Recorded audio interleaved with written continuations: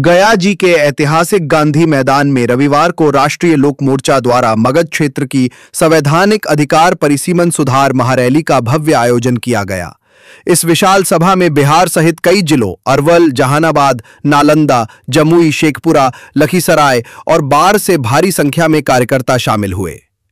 मुख्य वक्ता के रूप में पूर्व केंद्रीय राज्य मंत्री एवं राष्ट्रीय लोक मोर्चा के राष्ट्रीय अध्यक्ष उपेंद्र कुशवाहा ने सभा को संबोधित करते हुए कहा कि बिहार और उत्तर भारत के राज्यों को लोकसभा व विधानसभा सीटों के परिसीमन में लगातार नुकसान उठाना पड़ रहा है। उन्होंने जनसंख्या आधारित परिसीमन की पुरजोर वकालत की। कुशवाहा ने कहा, आज जरूरत है कि आबादी के अनुपात में सीटों का निर्धारण हो। दक्षिण भारत के कुछ राज्य जनसंख्या नियंत्रण के बहाने इस मुद्दे का विरोध करते हैं, जिससे उत्तर भारत को संवैधानिक हक से वंचित किया जा रहा है। उन्होंने न्यायपालिका में पारदर्शिता लाने की जरूरत बताते हुए कॉलेजियम सिस्टम को खत्म करने और खुली परीक्षा के माध्यम से जजों की नियुक्ति की भी मांग दोहराई। उपेंद्र कुशवाहा ने जनता से आह्वान किया, ये लड़ाई सिर्फ राजनीतिक नहीं, जन अधिकारों की है। हम सभी को मिलकर इस संघर्ष में साथ आना होगा। जरूरी है कि हमारा संविधान यह कहता है कि हर 10 साल पर जनगणना और जनगणना के उपरांत जो आबादी होगी उस आबादी के हिसाब से देश में लोकसभा क्षेत्रों की संख्या का निर्धारण, राज्य में विधानसभा क्षेत्रों की संख्या का निर्धारण हो। लेकिन पिछले 50 वर्षों से यह काम बंद है।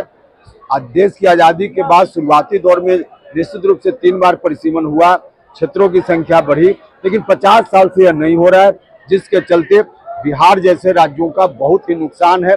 दक्षिण के कुछ राज्य हैं, 21 लाख लोग मिलकर वहां एक एमपी भेजते हैं औसतन, और हम लोग के यहाँ औसतन 31 लाख लोग मिलकर एक प्रतिनिधि भेजते हैं लोकसभा में। तो यह संविधान ऐसा नहीं कहता है, लेकिन संविधान में संशोधन करके आपातकाल के समय में ऐसी व्यवस्था कर दी गई, एक समय सीमा बना दी गई।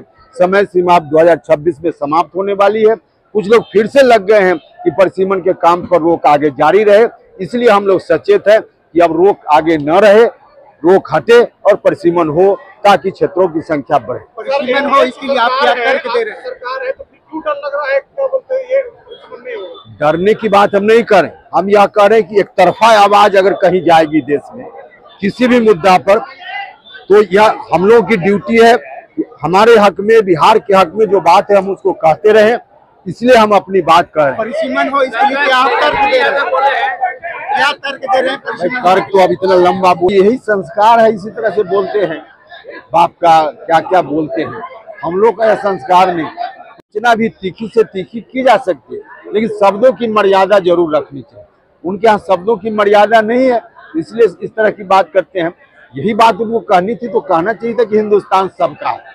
सच में हिंदुस्तान सबका है, लेकिन जो भाषा या शब्द उन्होंने प्रयोग किया पूरे तौर पे आपत्तिजनक है। ओवैसी ने कहा है कि एनआरसी लागू हो गई है बिहार में, इलेक्शन कमीशन कर। देखिए, पहले तो इलेक्शन कमीशन जो कर रहा है सत्यापन का काम वोटर, उसको ठीक से लोग समझ लें और तब इस तरह की बात करें। लोग पिता का जन्म प्रमाण पत्र मांगा जा रहा है, आपसे मांगा है किसी ने?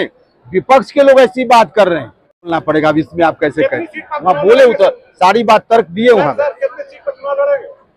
243 पर एनडीए लड़ेगा। पार्टी तो तय अभी नहीं हुआ है, तय होगा तो बताएंगे। अगर तय आपके अनुसार नहीं मिलती है सीट, आप निगेटिव बात क्यों बोलते हैं?